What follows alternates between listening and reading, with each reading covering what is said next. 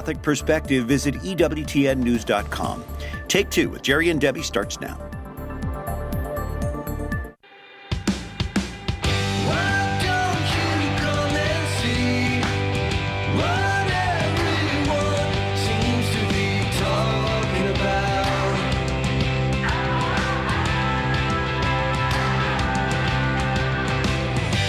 Hi, friends, and welcome to your show, Take Two with Jerry and Debbie. I'm Debbie Georgiani with Jerry Usher, and hopefully you. This is where we take a fresh look at ourselves and the world around us. We share life stories, and we learn from one another. And we are doing a part 2 today, Jerry. I'm so glad you called it a little bit late in the show yesterday because we were just, overwhelmed with emails and stories of people's conversion into the faith, reversion. It's incredible, life-changing stories, and we're going to learn more today. We are. We had great takes, incredible stuff, as Debbie said, and we asked you, kind of in the spirit of Saint Augustine, who said, "Late have I loved you, God, O beauty ever ancient, ever new." Were you one who maybe you had faith early in your life, and you just decided it wasn't necessary or wasn't important for you for a long time, and you came back to the faith? Or maybe you came to faith in Jesus Christ and in His church and a relationship with Him just for the first time at maybe a later age, in your 40s, 50s, 60s. 833-288-EWTN. And if you called yesterday, Debbie, we always like to tell people they can go to the front of the line. Just tell Ryan. Oh, yep. Ryan's waiting, and you'll speak with Ryan Penny. He's great to talk to, and he'll chat with you for a little bit. And if you just tell him, hey, I was on the line yesterday for 15, 20 minutes, and I never got on, he'll happily move you to the front of the line. Jerry, I have to say, nice glasses. Oh, thank you. Yeah. Well, they're somewhat new, yeah. The only thing is I don't usually, I'm not at home right now, and I don't usually use them at home because of the way my computer is set up. If I get back about this far, even though they're close-up glasses. We look blurry? So, yes, that's why I'm kind of leaning toward the camera today. They look really good, though. I like them. They're kind of, I love the glasses now. Everybody has like a different style. It kind of fits your face and everything. It's just, I like it. It's a real fashion statement now. Well, thanks. Yeah, and what was funny is I picked out the frames, and the day it came for me to go pick them up and try them on, and the lady who was putting them on and trying them on me, she goes, "Oh, those look really good on you, but those are boys' frames." And I said, "I don't care. I thought they were the best ones in here that would look good on me." So there you go. It fits, right? Yeah. Well, you know what? And Jerry, getting back to what we're talking about today, the part 2 of, did you come to faith in Jesus later in life? We really want to hear your story. Now, I said it yesterday. We need the Reader's Digest version simply because we're trying to get to everybody, and also social media. And you can text us. You can email us, take2@EWTN.com. Text us you text the letters EWTN to 55000. You can go on YouTube or Facebook. Hi, everybody. And you can see Jerry's glasses. You can comment, too, and say, those are nice glasses, Jerry. You should keep those if you'd like to. Or you can share your story into the faith. And that's what we want to hear because it inspires others. It gets folks thinking deeper about their relationship with Jesus. So please call in right now. Fill the phone lines. We need to hear from you. Don't wait any longer. We introduce the topics. The phone lines are open. Go. Ready? 1-833-288-3986. Yeah, in that short amount of time that you have, try to be thinking about what were the key elements in your coming to faith or returning to the faith. Was it the death of someone? Was it something you just looked at the world? You started watching the news and realized, man, this world is not going in a good direction. Maybe it was just a friend invited you to go to church with them. What was it that got you back on the right road or on the road to Christianity in the first place? Again, the number is 833-288-3986. You can email us, text us, post on social media. You can't hide from Take Two with Jerry and Debbie. True. Jerry, we're 2 days away. 2 days away from our first webinar, 30 minutes with Adam Bly, religious demonologist out of the Diocese of Pittsburgh. And we are going to rapid fire ask him the 12 most asked questions about demons and devils and everything. And he is just an expert in the field. This is what he does for his vocation, his ministry. And we have him on a free webinar. So you got to register, folks. Go to jerryanddebbie.com. jerryanddebbie.com. You can post a question there for Adam if you want to. We still have 2 spots left for questions. And also, please register, jerryanddebbie.com. I'm excited about this, Jerry, because I actually have my question in there. I'm not going to tell anybody which one's my question. There are going to be a lot of questions, and as Debbie said, we'll just take the 12 most asked questions. If some are similar, we'll just make it a single question. But Adam Bly, he is an amazing man. He is church appointed. He teaches priests in the rite of exorcism. He trains them, I should say. He has participated in hundreds of solemn exorcisms. He knows what's going on. And folks, two things I want to tell you. You know there is a spiritual battle going on. The powers of hell are raging against the church, against you right now. Families. That's one thing. Families, okay? Mm-hmm. The other thing you need to know is if we're in a state of grace, receiving the sacraments, we don't need to be afraid. We don't need to panic. Don't do anything. Just go up, business as usual. Go about your life. Love God. Serve Him. Stay in that state of grace. Receive the sacraments and be fortified because, Debbie, we are seeing, I think, nothing but the forces of evil heightening their attacks. They're certainly not lessening them at this time. That's very, very true. And so that's why these webinars are so important. So please, again, we'll say it again at the end of the show, register at jerryanddebbie.com. And Jerry, back to, there is a few open phone lines. Folks, you may be hesitant to share your journey into the faith because, it's probably very long and very detailed. But like Jerry said, that the stuff that jumps out at you, that you remember, that we can all learn from, we need to hear it. Okay, your story is important. So please don't sit this out. Don't just be inspired by others. We want you to get in there and be the teacher. 833-288-3986. You know what it was real quick for me? I was baptized, I think I said the other day, at 22 days, so I was a cradle Catholic. Didn't have a lot of religious ed or instruction or formation in the faith growing up. And about the time I was, 19 or 20, I had, my second radio job. I was walking into a 7-Eleven store late at night one time, and these guys were out in front just witnessing, evangelizing for the Lord. And they were with this group called WOW, Word Over the World or something like that. And I kind of got hooked up with these guys. It wasn't a cult or anything. I would just go to they lived together in community, Debbie, and I went there to pray with them on occasion. And that just really kind of helped ignite my faith. And then one day my mother, I was asking her, what'd you do for your day, Mom? She goes, well, I went to work. Then at lunch I went to Mass. And then she was, and when she just said so matter-of-factly, at lunch I went to Mass, I thought, wait a minute, we go to Mass on Sundays. What's that all about? Yeah. So, see, a lot of people have that epiphany, Debbie, because they realize, hey, if it's important enough, if Mass is important enough that my mom goes every day if she can, I might as well try and do that too. And that just turned my life around. So, praise God. That's cool. That is really cool. And now you're a daily Mass goer. You go to adoration on a daily basis. Boy, you're just always at the church. One of those pews has your name on it. Yeah. This is Take Two with Jerry and Debbie. When we come back, we're going to go to Dawn, who's in Boston, Massachusetts. Stay with us.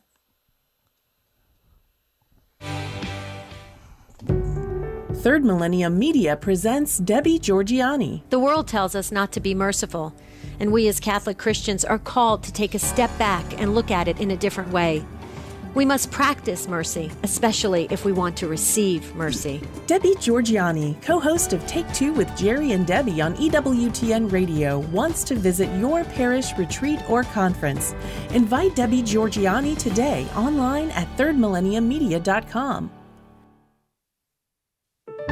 The Reason for Our Hope with Father Larry Richards. Once someone's died, you remember explicitly what that person said to you. Now, so we go back and we start off with King David. Now, King David is a good man to begin with because King David, the word David means beloved of God.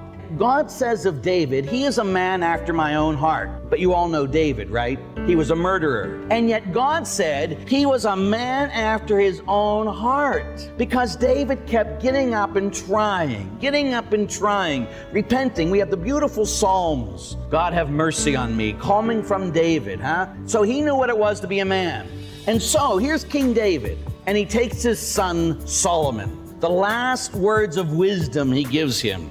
1 Kings chapter 2, verse 2. He says, I am going the way of all mankind. So, take courage and be a man.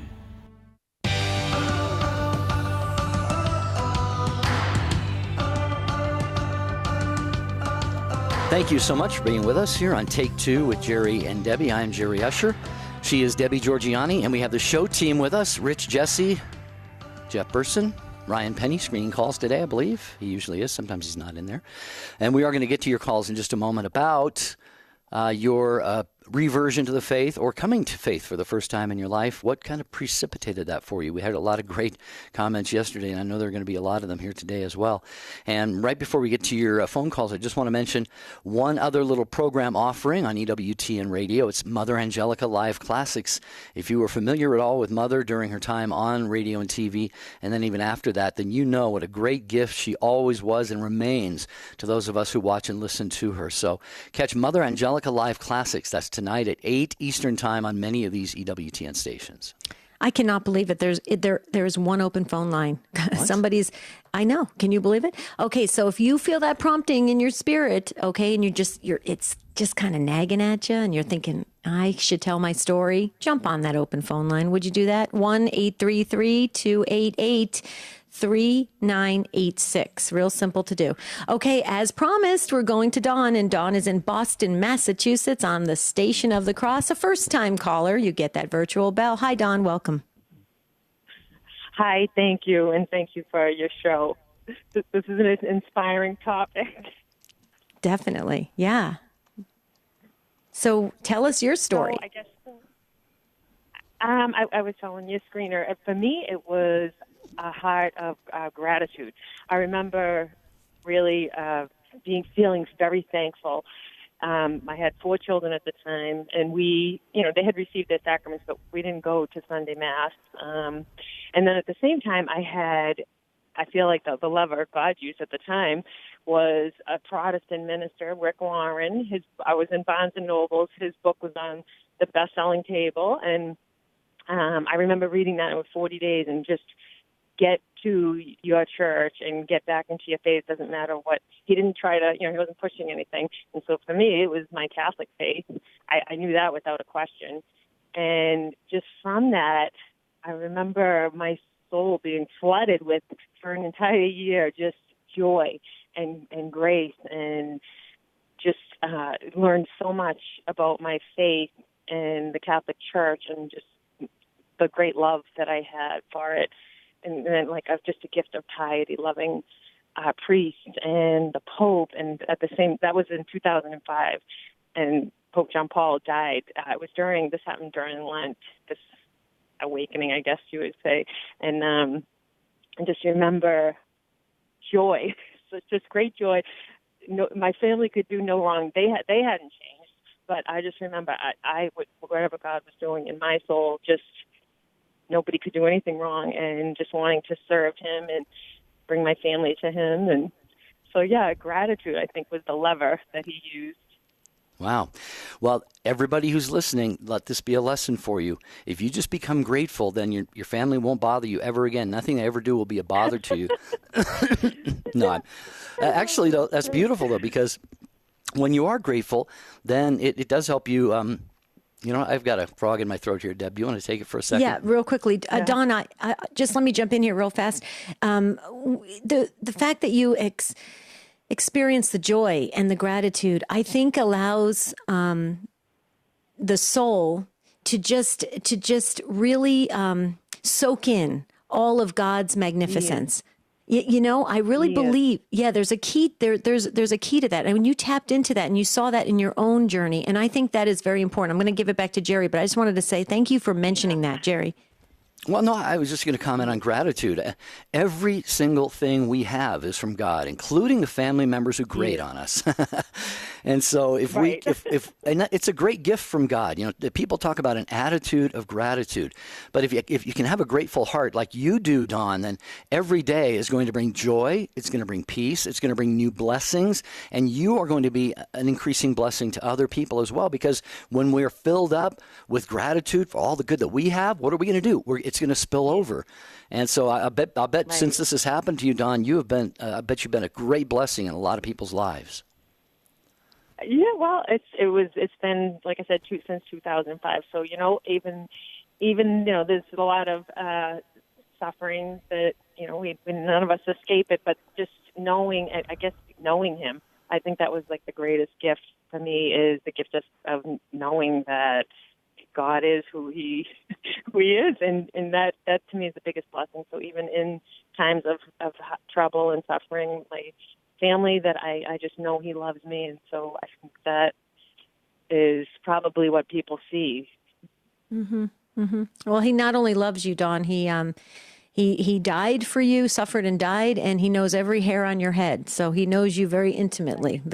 It's a big that's huge. And Dawn, I love the energy that's in your voice. You can just kind of feel it.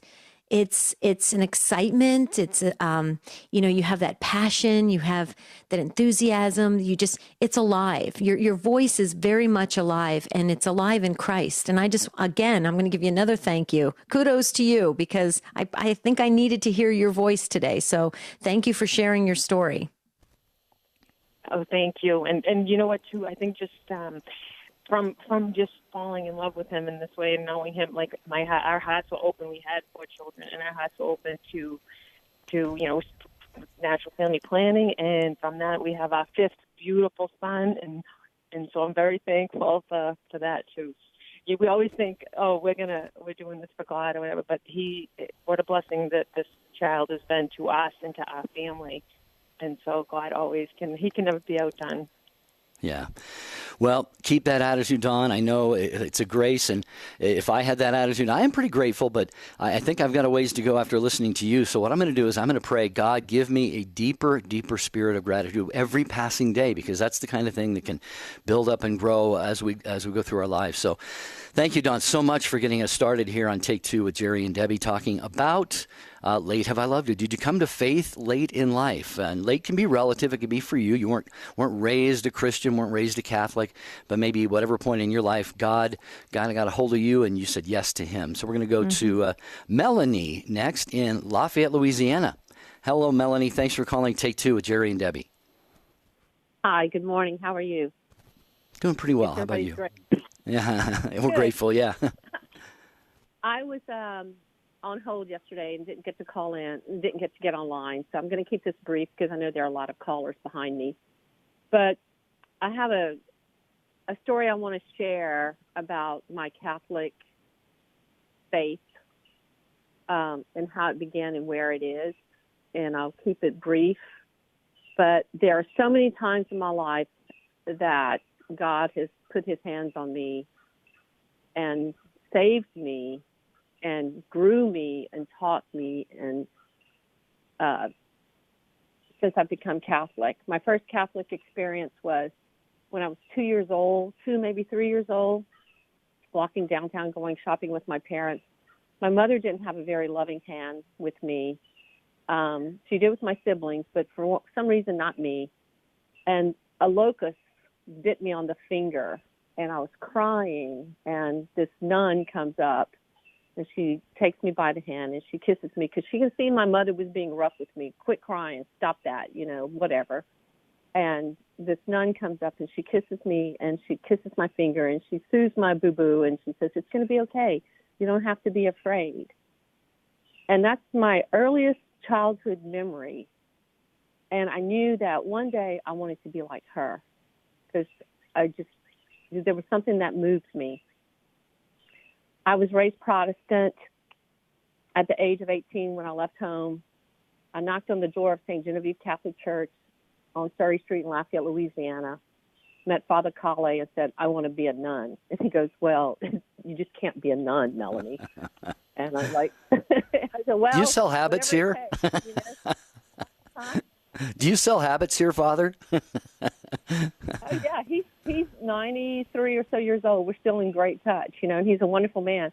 He gave me personal RCIA instructions. I stayed I visited with nuns for about 2 years, and finally they just said, you're not cut of the cloth. God has something greater for you in store. And I was really kind of offended by it, but I had never told my parents. I joined the church secretly, and then when I did tell my parents, I got these scathing letters, how could you're not honoring your father and your mother. And the last letter I sent back, I said, but you don't understand. I do honor my father and my mother. And after that, they let go. They really got it. Like, it was more of a spiritual thing, for me, and it was a physical in the moment thing for them. And on December 8th, 1981, I made my confirmation. And in September 1982, I woke up with a man. And this is the deal. I never believed in the Virgin Mary. I just couldn't wrap my head around the Virgin Mary. And Father Colley's like, Melanie, you know, when you're upset or you're in trouble, who do you go talk to first? And I said, nobody. I said, I wait for Daddy to come home, you know. And my dad was a very kind and gentle man. And he says, but no, he said, normally don't you kind of talk things over with your mother? I said, well, yeah, because she always knows what's going on. He goes, well, exactly. You go to the mother and the mother goes to the father. Think about it that way. And like, you know, Father Colley, we just weren't taught to believe in saints and the Virgin Mary and all that, you know. So I had a learning curve. And in September of 82, I woke up with a man straddling in my bed with a knife on my throat. My eyes closed. I was pinned down. I couldn't scream. But in my brain, I was screaming, Mom, Mom, Mom. And the peace washed down the walls in that room. There was like a mist or something. I don't know what happened. And I knew that she had come to rescue me. And then in that moment, I knew who my mother was. And I love her. And 2 hours later, he walks out the door and apologizes for having offended me. And I think that's a huge testament to what a mother's love is for her child. Because she did it for me, and I didn't believe in her. 7 years later, I buried my father, and his Protestant pastor had a heart attack. And my dad still wasn't really accepting me being a Catholic. But Father Gary Shake Snyder came to my house. I went in a panic to get holy water, to get music, to do everything, because we didn't have anybody that would bury my dad. He'd been dying of cancer for 7 years. And Father Gary follows me out in the parking lot. He says, what are you doing? And I said, well, my dad's dying, and I've got to go home and, you know, I've got to go bless him. I got to get, you know, I just have to do this, get him anointed some kind of way. In my, you know, because I was Catholic and he was Protestant. And Father Gary says, time out. Hold on here. I'm like, what? He says, I'll go with. He says, what do you need? And I said, well, my dad doesn't like Catholics. He goes, it doesn't matter, Melanie.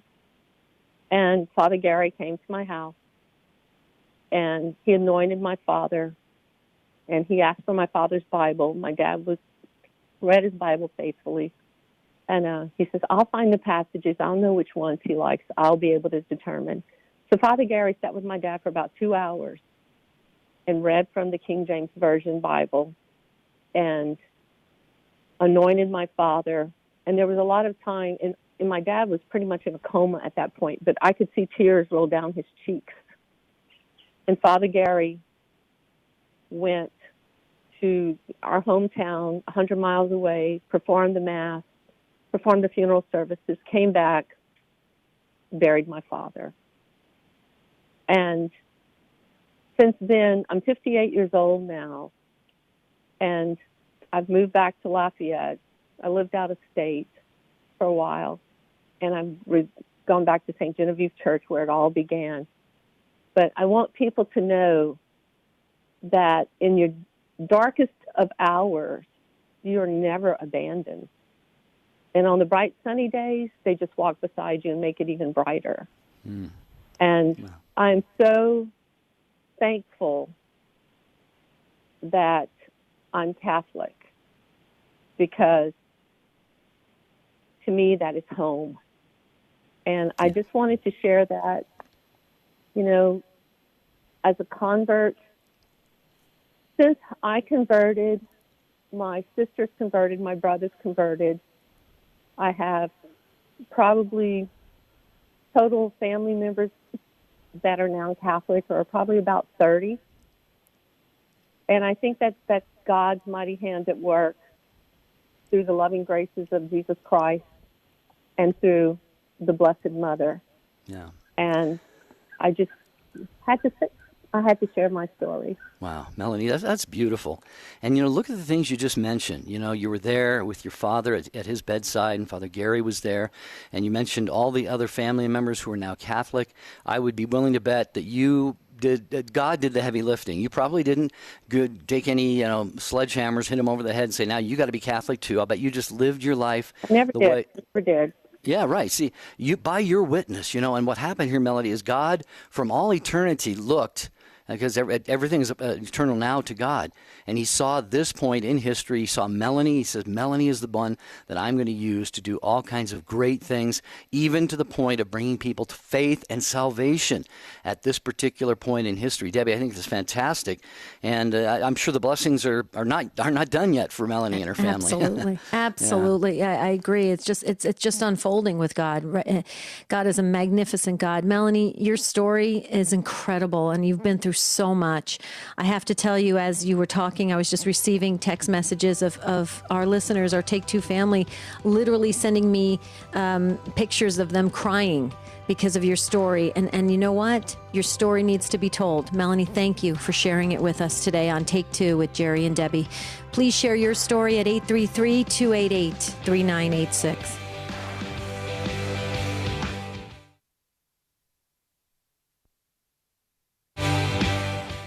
Teresa Tomeo. It's our goal to help each and every listener take this beautiful faith of ours out into the public square with great ideas on making a difference through engaging the culture. The leading Catholic voices are on EWTN Radio.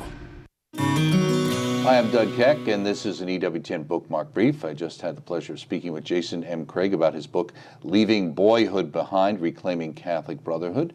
And it's published by our friends at OSV, available through the EWTN Religious Catalog, EWTNRC.com. What's it all about? There is a distinction between being a boy, there's a distinction between being a man, and the reason we're experiencing within society, within the church, the crisis of masculinity that we are experiencing is because boyhood has not been properly left behind, and they have not been initiated into a way of life that men live that's both virtuous, life-giving, the opposite of everything we're experiencing now. Now, is this book just targeted at fathers to read, or is it a good idea for mothers to read as well? No, actually, I think mothers need to read it. Mothers are often intuiting the massive problem with male leadership with fatherhood today.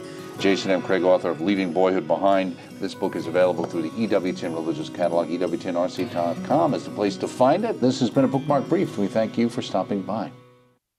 The wisdom of Mother Angelica. And we need to pray for all our world leaders and all those who are in such danger. See, in a day and age where people are getting further away from God, you get further away from goodness. Only God is good. You remember what our Lord said one day? Why do you call me good, he said. Only God is good. Only God. EWTN. Live truth. Live Catholic. Hi, this is Johnette Williams. We bring you the truth of the Catholic faith on Women of Grace tomorrow at 11 a.m. Eastern here on EWTN Radio. Now, back to Take Two with Jerry and Debbie.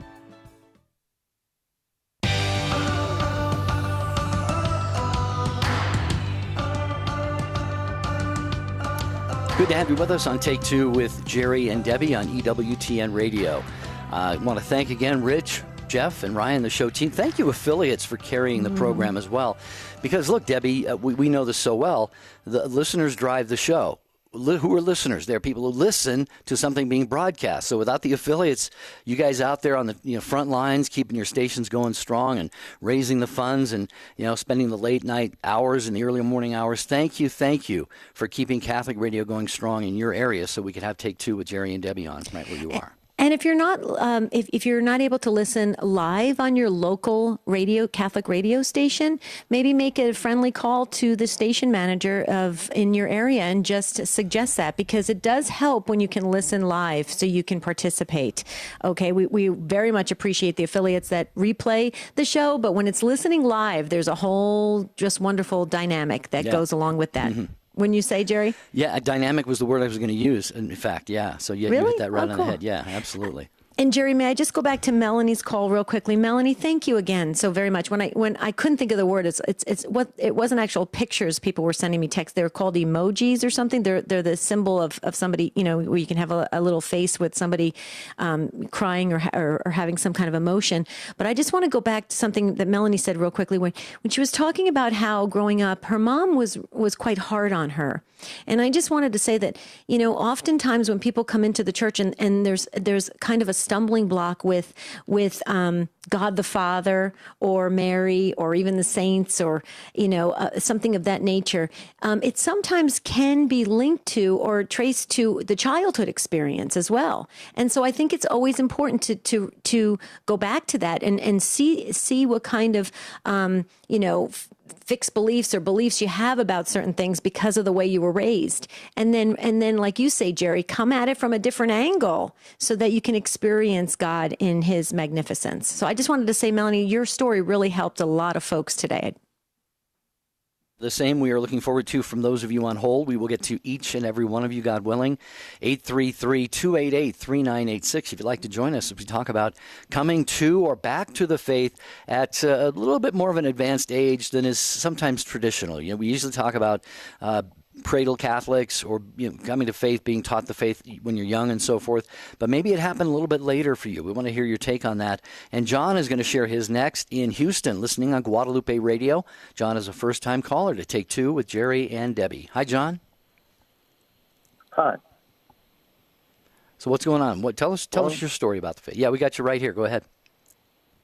Okay. Well, it was the early '80s. I went through a really bad divorce and left the church. I'd grown up Catholic and had been educated at Catholic high school, and for 15 or 16 years, I just sort of wandered from one crazy thing to another. And I went to a party at a friend's house one time and ran into this woman who had just come back from a pilgrimage to Medjugorje, and she was all enthused about it and just almost wild about it. And I just thought, well, this woman is crazy and she's dangerous. Stay away from her. And kind of brushed it off and continued on. About 6 months later, in a different context, I ran into the same woman and did not recognize her. And we danced, and I invited her to lunch. We began dating. And I discovered that she was that same person, but she was very, very attractive. And so, she was changed, and I might stay over at her house one night, but I'd be in the guest bedroom, and she'd be in the bedroom. And if we traveled together, we'd get 2 hotel rooms. And so she was very conscientious about that. She was going through an annulment. I was still pretty reticent. I don't know that I was anti-Catholic, but I really wasn't interested in the Catholic Church. And, I would sleep in the mornings in the guest bedroom, and she'd get up and go to Mass on Sunday, and, then we'd meet for brunch or something. And it went on like that. And then one day she gave me a book. It was 7-Story Mountain by Thomas Merton. And I'm an avid reader, so I read the book, and it just changed my life. It spoke to me personally, and, I changed. I went and met with a priest and talked about coming back to the church. And from there, went on to get a master's degree in theology, and now I teach for the archdiocese. And as it turned out, this relationship we had didn't last a couple of years. She went on her way, I went on mine. I'm now happily married in the church, and have been for over 20 years, and it continues. I've never been happier, but I just really feel at home in the church, and I feel like I would love to do for others what this woman did for me, because I really believe it was the Holy Spirit or someone there who brought her into my life long enough to change me and then sent her on to do other great things, and I pray for her every day. Wow. Wow, John, that is fantastic. And God is going to give you opportunities to do that, what she did for you, for others. Just don't date any of them, okay? I'm pretty well happily tied up. Right. But yeah, this is so beautiful how God brought that woman into your life for what we call a season, John. I mean, she was there, and of course you got to dating. You don't date unless you maybe think down the road there might be something more serious here. And so you guys are moving down that road, and hopefully, the seeds that she is planting are growing within your life. And then, it's almost like, Debbie, it's almost like God, It's almost like, this is a strange analogy, but when you're teaching a child to ride the bike, you put the training wheels on and you go by kind of walk beside the bike with the child on the bike. But when they're ready to go solo, you sort of let go and take the training wheels off, and it's like John, God looked at John and said, okay, I had this mentorship, this 2-year period where this gal was there to kind of really get him started on this. And now, John, you're ready to fly. And look what you've done, John. This is amazing since then. What do you think, Deb? Yeah. Well, I think it's fabulous. Go ahead, John. Mm-hmm. I just think it's, I'm just so thankful that I stumbled into this crazy person and somehow was blinded to the fact that she was the crazy person, and I spent enough time with her to really be infected with Catholicism and the love of God. And John, did you say that you went on to get your master's degree in theology? Are you using that are you teaching? Yeah, I teach for FTCM for the Archdiocese of Galveston, Houston. Oh, good. And Okay. That's not my day job. I have a regular day job, but I do that in my spare time. Right. Very good. Okay, so you made the comment you want to do what this lady did for you. Well, you are doing it. As you're telling your story, I think we're in need in this world to remind people on a daily basis, John, that God uses people. He'll use any means to connect. This is what he's doing right now in the radio and EWTN television. And any which way God is going to use other people. And he used this woman in a great way, and she was open to it, even to the point where at first you thought she was crazy. And that happens, John. When people see a religious person or somebody that's on fire for the Lord or has that fire in their belly, people go, I'm going to stay away. This person seems a little off. Well, you know what? Maybe they are, but maybe they're onto something much bigger and better. And look what she did for you, because you were open to it. You were receptive. I just want to say, John, way to go. Thanks for using your degree in theology. Thanks for getting it. I think that is awesome. It's a hard degree to get. I did it myself, and it's 3 long years, and you hit the wall, but you purge right through it, and it's a good thing. And God's just going to keep using you, John. I feel it. What do you think, Jer? Yeah, absolutely. Yeah, especially in the teaching part. And what's going to happen, John, there, as you know, is you're going to be teaching people who will go teach people who will go teach people. And the impact of that one sort of quote-unquote crazy lady that you met and spent a couple of years with learning about the faith, that is going to have not only eternal ramifications, but all throughout this life as well, just like going out one ring after another. So keep up the good work, and we certainly will be praying for you, and we ask that you would do the same for us if you'd be so kind.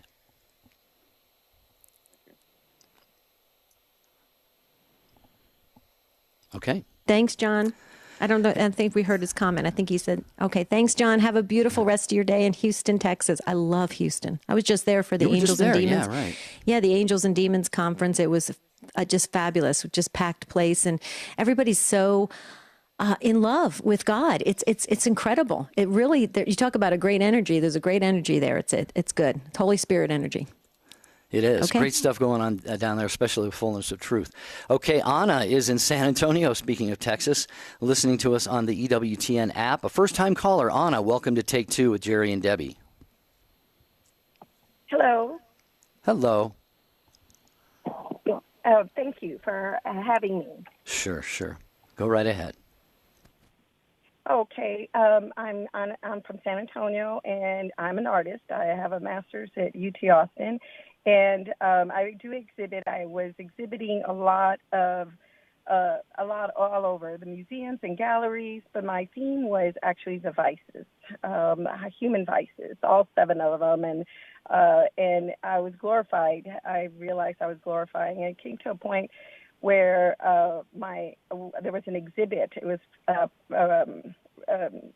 sponsored by Planned Parenthood, and they were talking about exhibiting and pro-choice, and I thought I was pro-choice just because it was the liberal thing and it was the art thing and so on and so forth. And then it came to a point where I was having the exhibit, and I have a twin sister, and she was telling me, "Oh, you really should not. You know, this does not justify the means." And it was just that I needed money, and all my other family members said, "Well, you do what you have to do to support your family." And so I went ahead and I had this exhibit. But at this point, for some reason, I was introducing babies into my theme, and I just didn't understand it. But I had babies with mothers with, and the exhibit occurred, and I invited my family and beautiful students that I had that were going off to college, and then I realized the exhibit, as I walked around, I realized, wait a minute, I'm the only one with babies here. And as I kept looking, and I'm thinking, well, there's something missing here.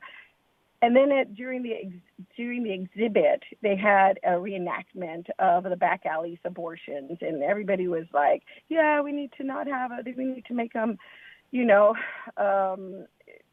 need to legalize it, keep it, and this and that." I was mortified. I couldn't believe that I had my family looking at this. I had, we had all this kind of stuff in graduate school and all these hardcore art exhibits, but in the majority, it's only a very small amount. And I was like wishing I had never invited my family. And then the party kind of went to my house with my entourage kind of thing.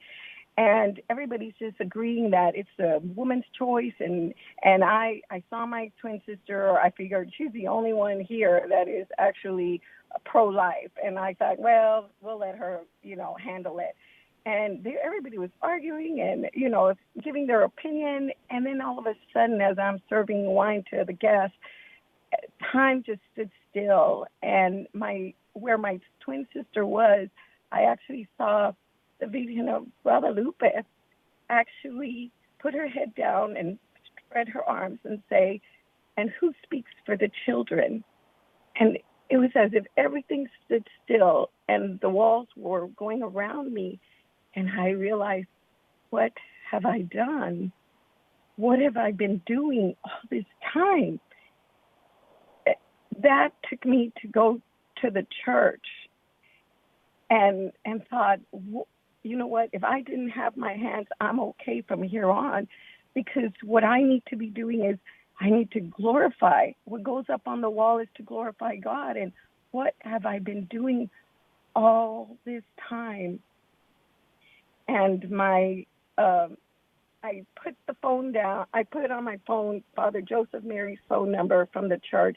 Not that I had any contact with him, but one day I was going to call him. And I'll be darned, the strangest thing happened. As I was praying and thinking, I could flip burgers from here on. I know I can. I'm a hard worker. I mean, this is all I do is hard work. A call came from Father Joseph Mary. I thought in my mind he was going to call and say, "You heathen." And he actually asked me, "Can you help me? I heard you were an artist. Can you refurbish this 75-year-old crucifix we have in our chapel?" And I said, yes. And I have never, ever looked back ever since. Wow. Anna, I know. I have to tell you something. As you were speaking before you got to using your gifts and talents to glorify God, as you were speaking, I was thinking of all the artists out there, every single angle of our artistic or creative talents that are out there, whether it's in actual artwork or in drama or anything of that nature. And as you were talking, I was thinking, wouldn't it be such a beautiful world if everyone would use their God-given precious gifts that are uniquely theirs, that God has given to them, and they use it to glorify God. And then you said it. You said it because you learned it in your own life. So here's the challenge. I'm just going to throw right back at you. Your story is incredible, but I'm going to just toss this right back to you. You got to tell other artists. You have to let them know before they have to learn it the hard way. And I just pray that you get every opportunity to come in contact with those creative minds and spirits, and you can impart to them what you've learned and the wisdom and the experience, because you'll save them a lot of, I think, pain and suffering. What do you think, Anna? Are you up for the challenge? Absolutely. Yeah. Absolutely. Good, good. Actually, I've been refurbishing saints and Saint Joseph and the Sacred Hearts of Jesus. I did have an exhibit of 40 Days of Jesus, and it is hard for my peeps that I used to know for them to say, "So you're turning religious on me?" and I said, "I've always have been." Yeah. It's just and I know our priests at my church, St. Mary Magdalene. They're trying to set up an exhibit for just a theme of the love of God at one of the museums. It is hard.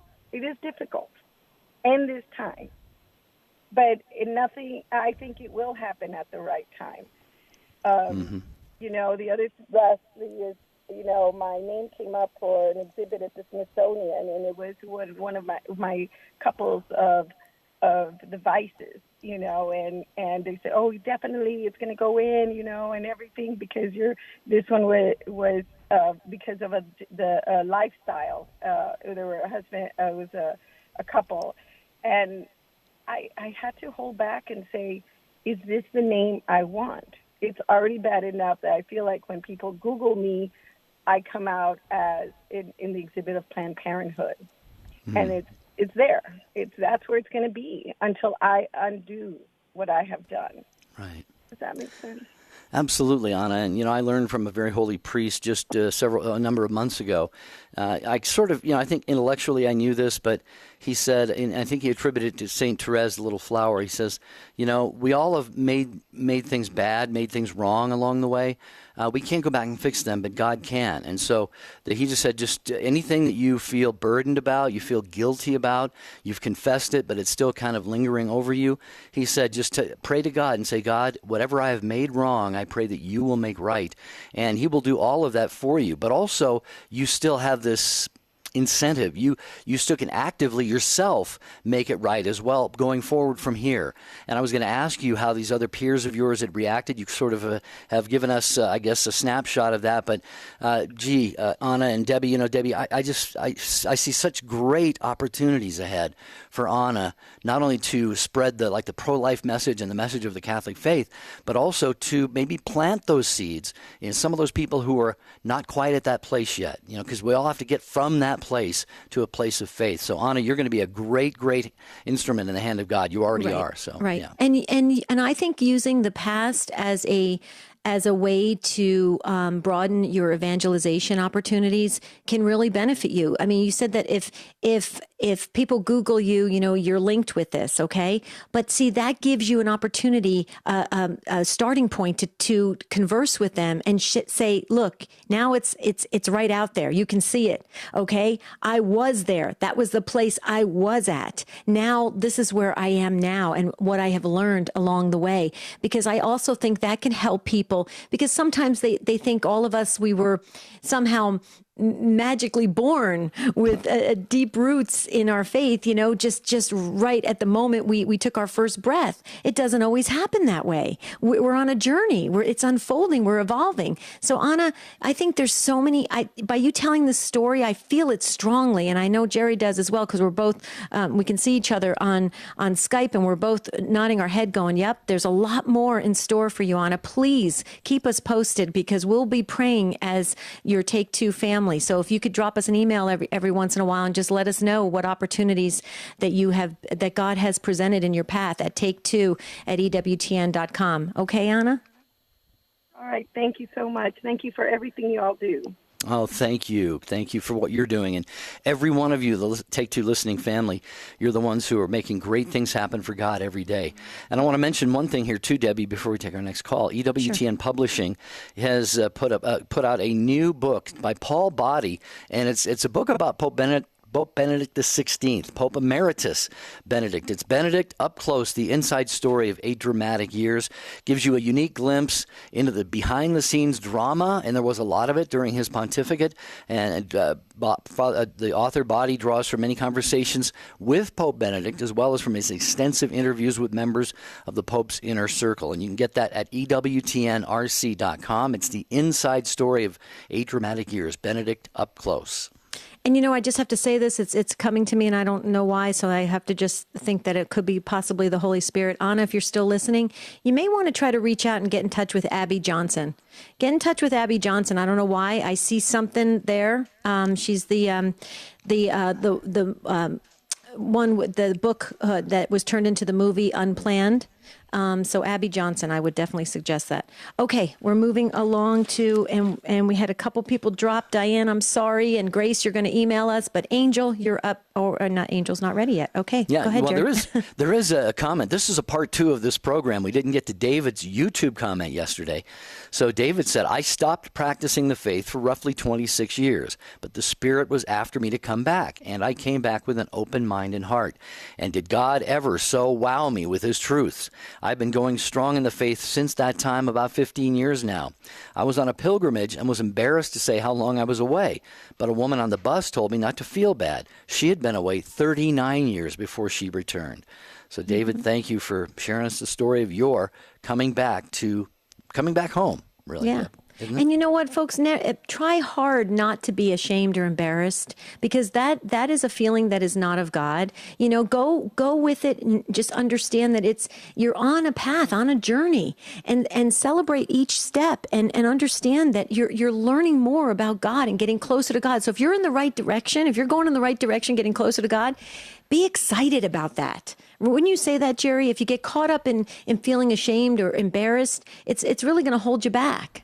Yeah, we talk about, I think it was mentioned on this program today, if not, we said it recently, there is no time with God. Okay, we have a hard time wrapping our heads around this. That's why philosophers for millennia have been trying to figure out this whole thing about God having no beginning, no end. He's just in this eternal now moment.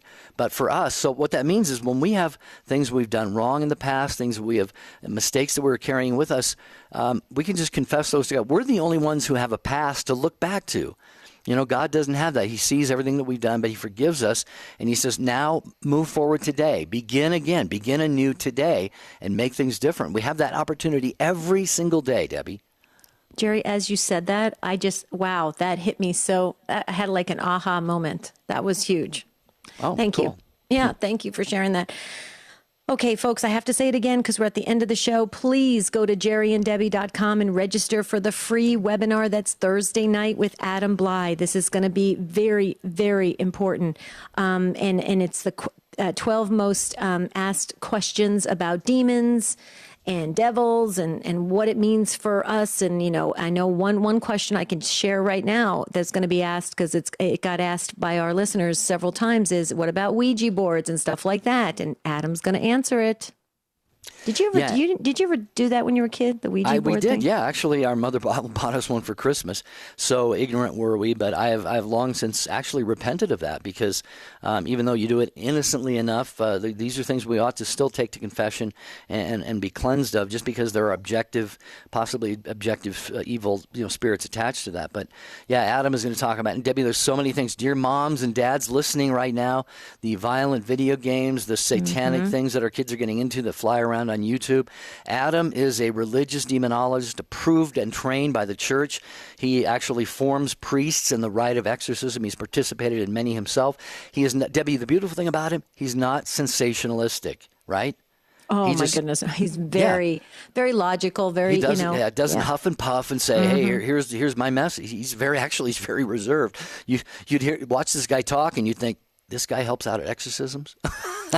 Wouldn't you think that? Oh, yeah, and he's just so amazing and so humble, but boy, the wealth of knowledge and experience he has, we have to learn from him. This is very important. That's why Jerry and we sat with him and said, Adam, please, can you spare 30 minutes to be with the Take Two family on a free webinar? And he said, absolutely. And so this is important. And I hope we get, I think we can take up to 1,000 for the first webinar. So please go to jerryanddebbie.com and register. I have to say it again, Jerry, because I want to pack it. And you could submit questions there too for Adam, right? Yes, absolutely. All righty, Tuesday of Take Two with Jerry and Debbie behind us right now, a part 2 of the show that we did yesterday. And tomorrow we're going to be talking about I Can't Take It Anymore. Have you ever been pushed to the limit? If we did a part 3, you'd feel that way tomorrow. But we're going back to, I can't take it anymore. Yeah, have you ever been right at the end, right at the edge and said, God, I cannot go another step? Let's talk about that. Until then, have a beautiful and blessed day. See you real soon.